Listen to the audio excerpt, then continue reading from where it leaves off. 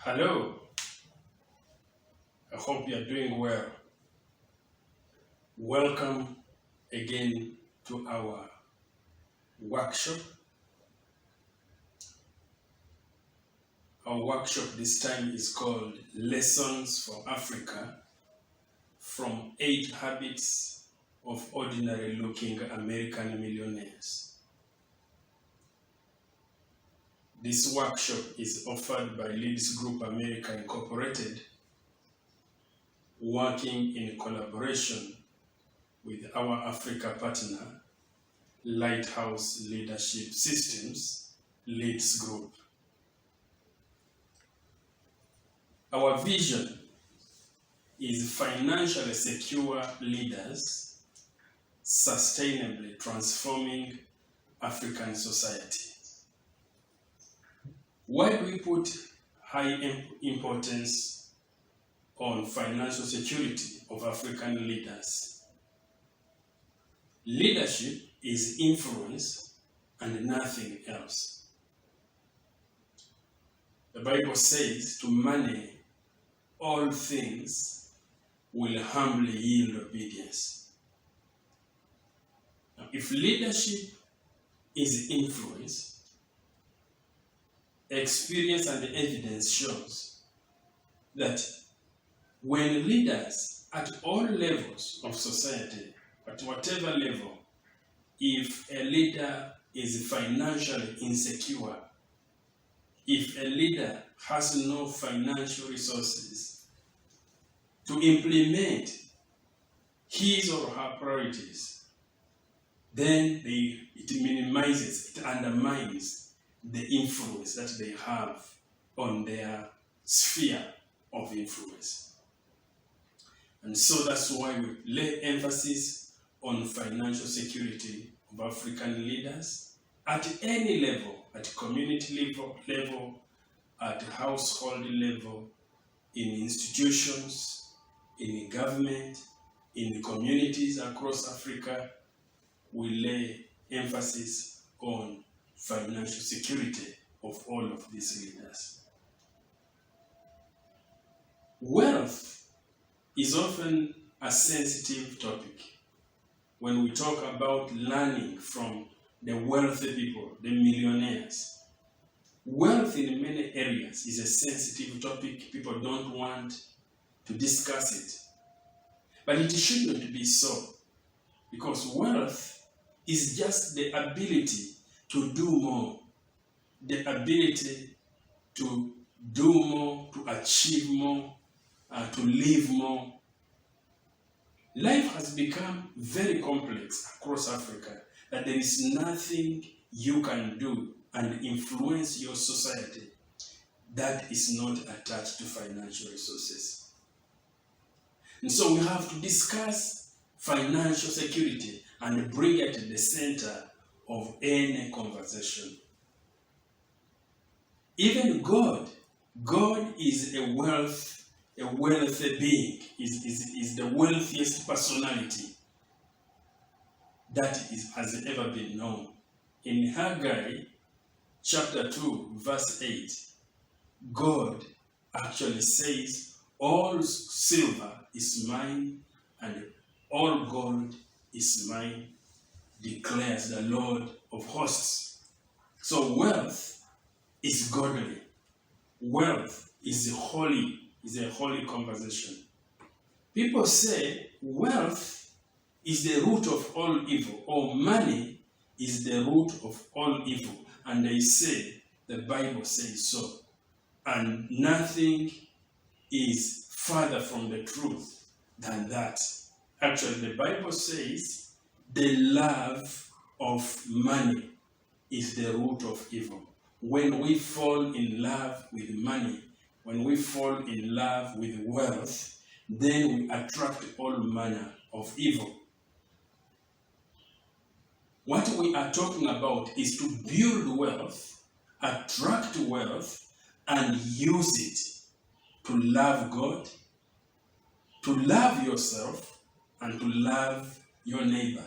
Those are the three personalities God told us to love. He told us to love Him, with everything that is in us, and then to love ourselves and use that measure to love our neighbor or anybody who needs our help. And so that's why we lay emphasis on the financial security of African leaders. Now, I will tell you about our mission statement as LLEADSGroup America Incorporated in a partnership with our Africa partner, Lighthouse Leadership Systems LLEADSGroup. This is our mission.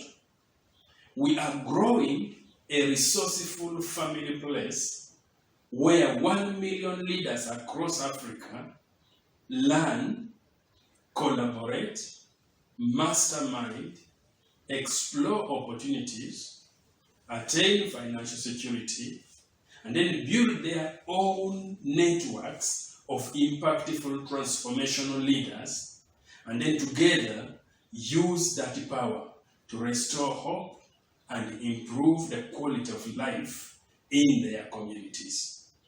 And so this conversation, even this workshop, is not a one-off activity. It is a part of a chain of activities that will comprise a multi-year, multi-decade conversation on wealth and leadership.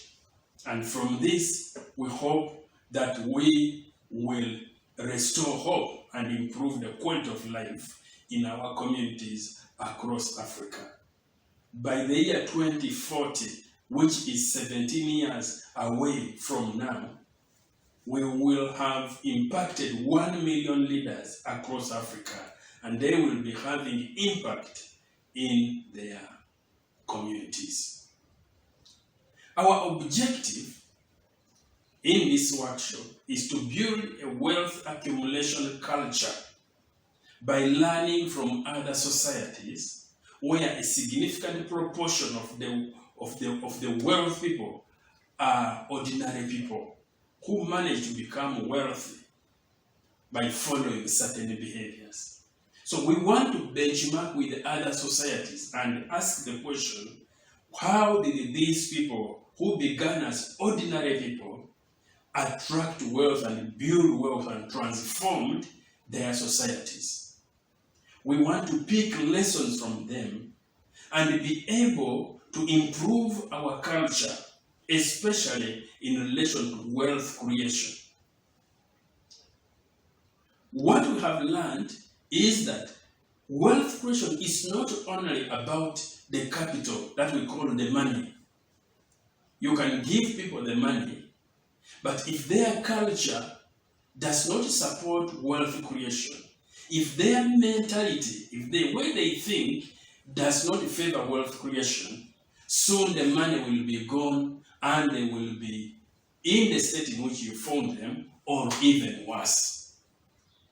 And so our aim is to learn from other cultures where history shows that these were ordinary people, these were farmers, these were ordinary traders, these were ordinary people. We have so many ordinary people in Africa, and the question is that how does Africa transition at this time when the world has already gone to the moon and is back? Africa is still largely a backward society. How does Africa transition? How do our communities transition to modernity? How do they transition to middle income status out of backwardness? That's the question. And so we are part of that Africa-wide conversation, but we do it in this workshop through learning from other societies and seeing how to cross-pollinate their lessons from their experience with our African reality. Now, our workshop this time is we want to learn from American ordinary-looking millionaires. These people who have been ordinary people in the American setting, and then they have actually built wealth and accumulated wealth. How did they do it? Now, we will begin with some basic observations about these people. Many people who live in expensive homes and drive luxury cars do not actually have much wealth. Some of these facts are shocking to our African reality. As we discuss through this workshop, you will see that some of these documented realities and truths and facts about other experiences from other societies are contrary to the way we perceive things in Africa. Many people who have a great deal of wealth, for instance, do not even live in upscale neighborhoods. Now, why is this very important? In Africa, once we begin to feel like wealthy, there are many things we begin to change quickly.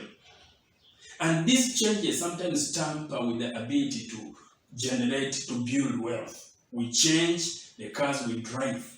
We change the numbers of the cars we drive. We change where we live. We go upscale. Some of these habits actually tamper with wealth creation. And that's why we want to come and challenge some of these ways of doing things by bringing evidence from other societies that have managed to build wealth.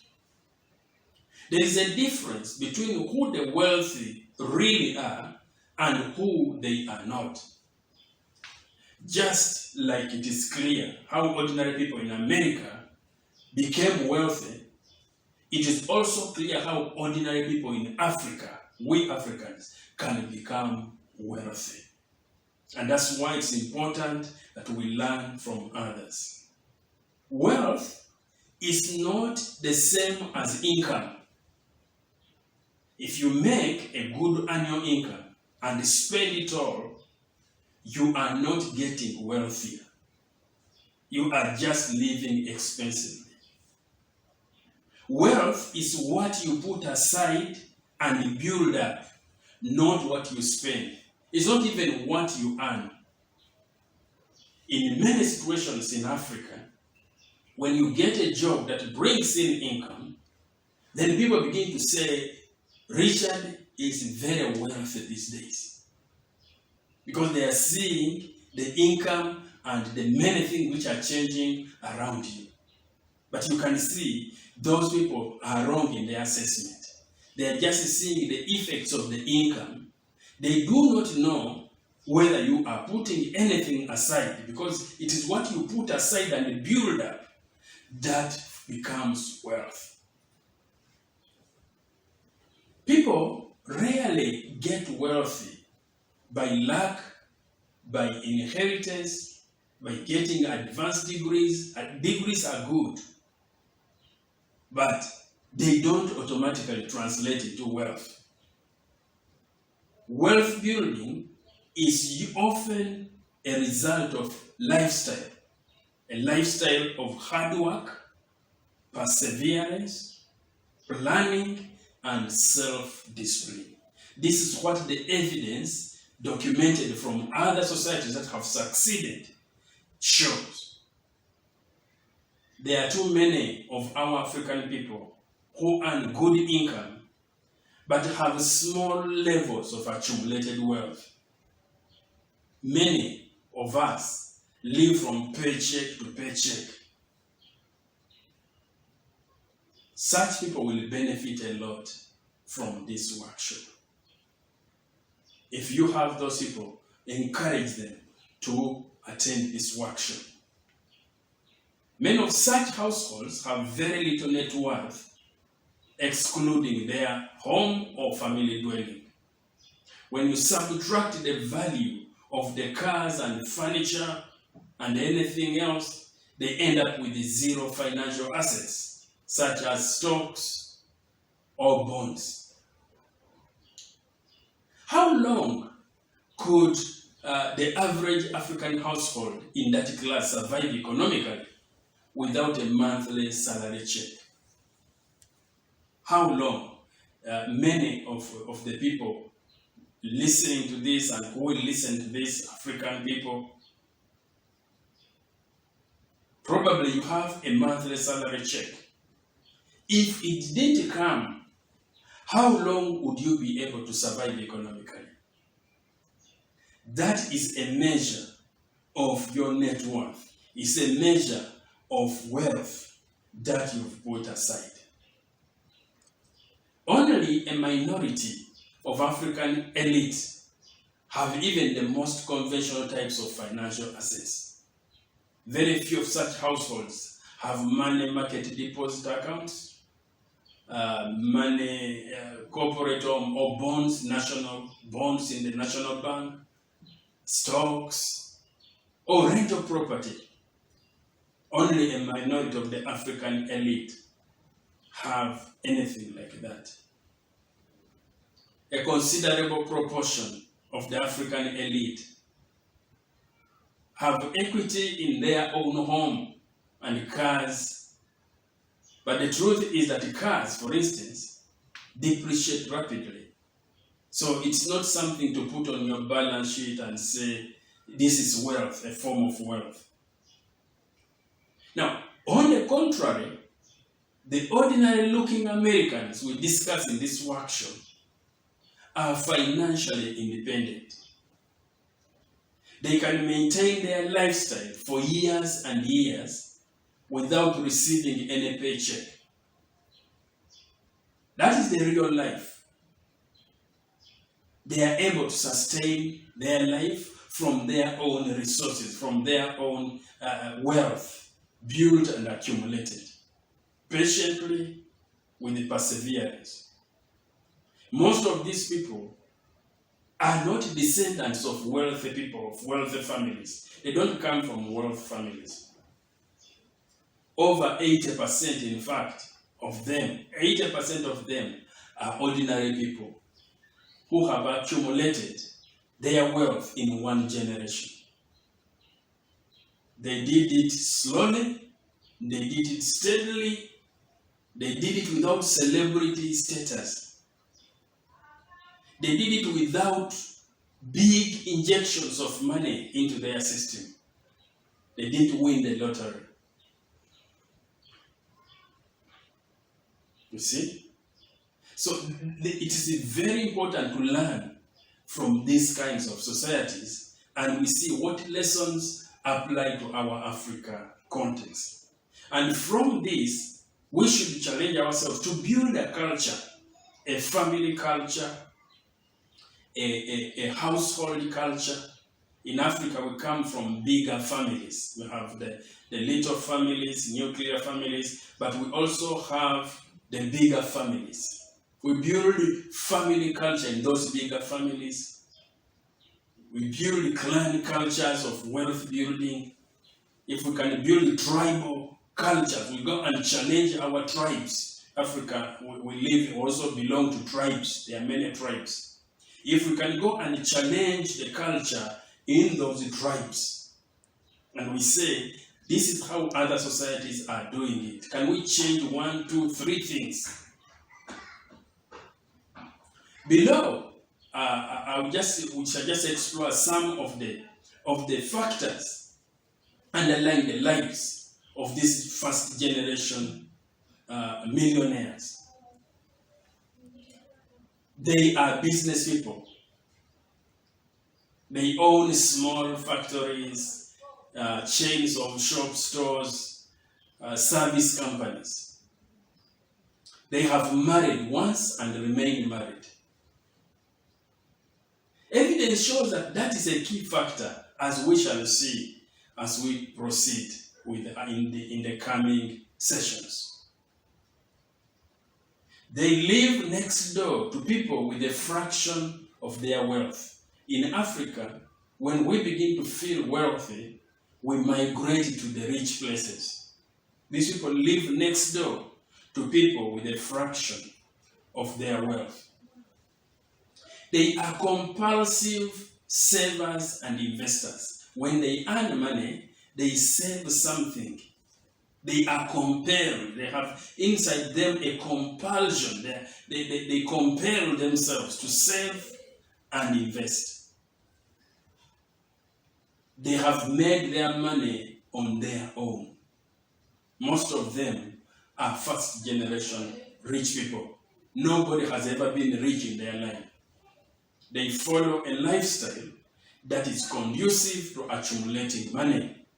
So they design their lifestyle, they reshape their lifestyle so that it supports wealth building. Now, research has documented that these people live below their means. They allocate their time, energy, and money efficiently in ways that are conducive to wealth building. They do not sabotage or self-sabotage themselves. Sometimes, in many of our societies, the way you allocate your time, energy, and money itself defeats your aim to build wealth. So these people are careful about that. They treasure financial independence over displays of high socioeconomic status. That's another area we need to check as African people. The area of showing high socioeconomic status. These people check that because sometimes the displays of high socioeconomic status is what defeats the purpose. It attracts to you undue attention, which actually jeopardizes your objective to build wealth. These people never got economic support from their parents. They have economically self-sufficient adult children. Research shows all this. It is documented. They are proficient in targeting market opportunities, very, very alert to what is happening in the markets, and they choose the right occupations. Now, in this workshop, we will study these characteristics underlying these first generation millionaires.